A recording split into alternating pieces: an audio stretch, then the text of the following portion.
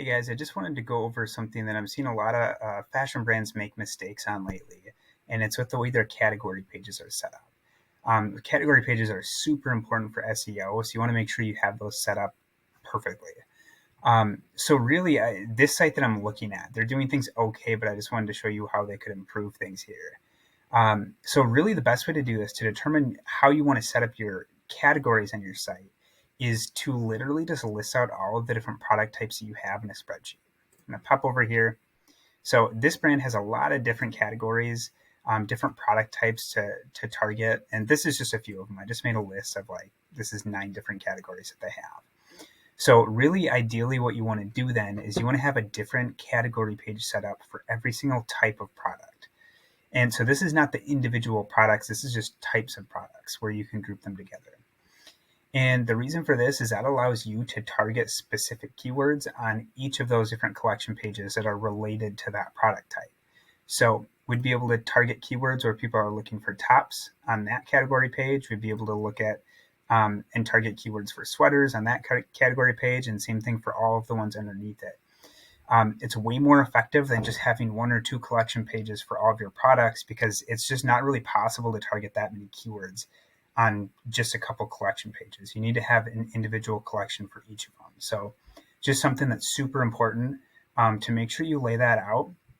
And I'm going to hop back to this site. And what they're doing right now is they have their category pages set up here. And one example that I want to look at is their rompers and jumpers category. So I understand why they group these together, because they're similar products. But really, from an SEO standpoint, what would be ideal is having these be separate, because they are different types of products. People are searching for rompers and people are searching for jumpsuits. They're not one and the same. So it's going to be a lot harder to rank for either one of those keywords if you're targeting them both on the same page. So if you have a separate category page set up for those, you have one for rompers, you have one for jumpsuits, you're going to have a lot better chance because you have a dedicated page to it. And all of the content, everything is geared towards that one thing. And that's super important, because then you can hit different variations of the keyword too. So having them all listed separately you'd see a really big impact from SEO, because there's just so many more opportunities to rank. So that was one thing I wanted to bring up. The next thing I wanted to talk about is the actual setup of the collection page. So really what you want to do is your collection title here, you want to make sure you have your target keyword there.